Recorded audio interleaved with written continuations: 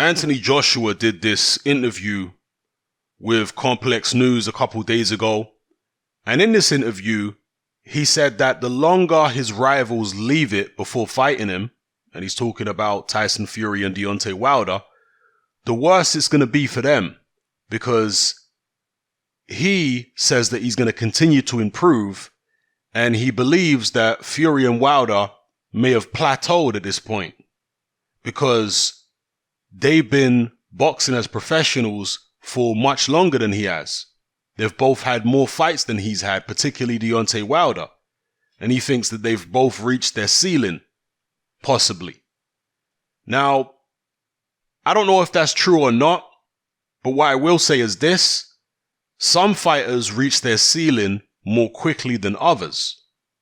Some fighters reach the absolute peak of their ability in a very short space of time. Let's say 4 years after turning pro, that's it. They're at their absolute peak and it gets no better than that. And it's only downhill from there. Other fighters are like fine wine and it takes a long time for them to actually peak. And good examples of that would be Mike Tyson and Lennox Lewis. Mike Tyson peaked very, very early on in his boxing life. And at a very young age, obviously, because he's still the youngest world heavyweight champion of all time. And most people, the general consensus is that Mike Tyson peaked around the Michael Spinks fight. And for the Michael Spinks fight, I think he must have been, 22 years old at the time, 21, 22. And they say he peaked then and then started deteriorating. Slowly, but surely started deteriorating. Lennox Lewis, on the other hand, who was only a year older than Mike Tyson, I think he was still amateur when Tyson fought Spinks. That when Lewis turned professional, he had his ups and downs, his trials and tribulations. He lost his first fight to Oliver McCall. I think Lewis was maybe 30 at the time. He was 29 or 30 when he lost to Oliver McCall. He didn't even become a world champion until he was 27 or 28, because I think the Razor Ruddock fight happened when Lewis was 27 or 28, and he became world champion after that because Riddick Bowe, rather than facing Lewis, who is his mandatory challenger, decided to throw the WBC title in the trash, and Lewis became WBC champion by, default, basically.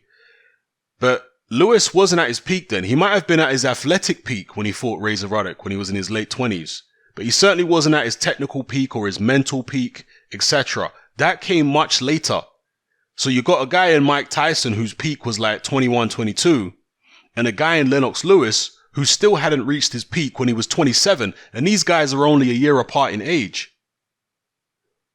A lot of people believe that Lennox Lewis's peak was after he beat Evander Holyfield the second time. First time was a draw, second time he won a decision, and a lot of people believe his peak was after that, where he was knocking out Michael Grant, where he was beating David Tua, etc., knocking out Francois Botha. A lot of people believe that was his peak for, let's say, a year or two around that time. And by then he was in his, mid-30s? Early mid-30s? And again, he may not have been in his athletic peak, so he might not have been as fast or mobile at that age as he was when he was in his late 20s, but that's when all the elements converged to produce the most formidable version of Lennox Lewis that there ever was. Now, there's probably debate on that, but the point I'm making is Lewis definitely reached his peak later than Mike Tyson did. Fighters mature at different rates. Some fighters reach their peak early, other fighters reach their peak late. So Anthony Joshua can't guarantee himself that he has got a higher ceiling than a Wilder or Fury. My suspicion is that AJ has got a higher ceiling than Wilder, because Wilder, after 40-something fights as he had now, he's still sloppy. His footwork is still clumsy at the best of times. When he gets excited and has an opponent hurt, he still starts windmilling. And if he's doing that after 40-something fights, you would imagine he's not going to improve much from here on in. Tyson Fury, I saw Spencer Fearon talk about this, after the Fury Wilder fight, where he said that he thinks Fury is actually better now technically than he was a couple years ago. Even though he's not the athlete he was back then, he was in much better shape a few years ago. Technically, he's better now. There might be something to that. When I was watching the Fury Wilder fight, I was seeing Fury pull off moves that I hadn't seen him pull off as consistently before. But it could also be a case that because Deontay Wilder was so reckless in his approach and he was so wild, that gave Tyson Fury opportunities to display defensive moves that we haven't seen in other fights. Because, for example, when he fought Klitschko wasn't as reckless as Wilder. So Fury wasn't having to do all the defensive moves that he was doing against, Deontay. So I don't know whether Spencer Fearon is right about that, but Tyson Fury is clearly somebody who is a student of the game. He definitely likes to learn about the sweet science, the fine art, and he's a technical guy. And when you're dealing with someone who's technical like that, who's got the ability to outbox a Vladimir Klitschko and win without taking any kind of serious punches, that is somebody who has a very good understanding of the sport and how to improve with what he has. Clearly, I'm not saying Tyson Fury knows everything. I'm not saying he knows the science behind throwing the perfect punch and how to get maximum leverage on your punches. I'm not saying he doesn't have his faults. He does. But I certainly believe that Tyson Fury has a much higher ceiling than Deontay Wilder, and maybe even a higher ceiling than Anthony Joshua. I think the thing that will hold Tyson Fury back in terms of continuing to develop his talent is his mind and the physical condition of his body. Because Tyson Fury doesn't have the luxury of having the greatest genetics in the world. And because he doesn't have the greatest genetics, he will have a propensity to gain weight more. And because of the way his mind works, he's up and down all the time. And his mindset, his mental state might be a little erratic. And that, erratic mind state might cause erratic performances, where one performance he's looking like $1 million, and the next performance he's looking like, a mediocre heavyweight. So we have to watch that. That was certainly the case for Tyson Fury coming up. But maybe he's sorted himself out now mentally. Maybe he knows what he needs to do. We'll see. But yeah, that's my take on what Anthony Joshua said here in this interview with Complex. He believes that he's going to improve more than they will, that they may have plateaued. With Fury, I don't know. I don't know whether he has plateaued. He might be able to get better. With Wilder, I'll probably say yeah. They may be right about that. And for Anthony Joshua himself, has Anthony Joshua plateaued? Is Anthony Joshua one of those guys who is going to be like fine wine and mature late? Or is he going to be more like Mike Tyson, where we've seen the best of him already and it's actually going to be downhill from here?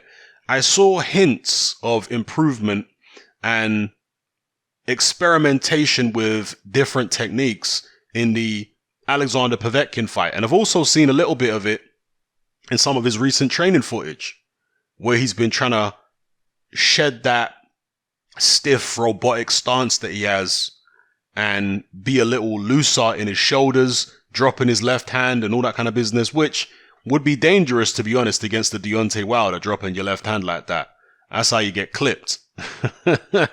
And he certainly is nowhere near as slick at the moment as a Tyson Fury. If Tyson Fury had been in there against Povetkin, okay, maybe Fury wouldn't have stopped Povetkin, but I don't think he would have been getting hit. Maybe I'm wrong, but I don't think he would have been getting hit the way AJ was getting hit early doors in that fight. Because AJ got clipped with some clean shots, and he was getting clipped right up until maybe, the fourth, fifth round, he was still getting clipped. He managed to get it together. He started dropping his left arm and moving around and jabbing and being a bit more loose, and eventually took Povetkin out. But I just feel like someone like Fury fighting in that slick fashion comes much more naturally to him. And he's far better versed in those defensive maneuvers. And he has the instincts, of course, to be able to box like that. I guess it comes down to mindset as well, because Fury is more defensive minded. So if you're thinking about defense, your mental approach to the fight is different. Anthony Joshua goes into fights thinking about offense. So if you're constantly focusing on offense, you are going to leave yourself more vulnerable.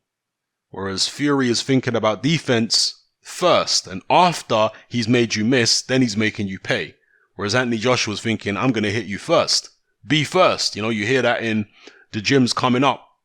When, you're a youngster and you're training, the trainers always tell you, be first. Don't wait on the other guy. Tyson Fury is not necessarily falling in line with that particular philosophy. Tyson Fury's like, nah, I don't mind if he throws first. I'll make him miss.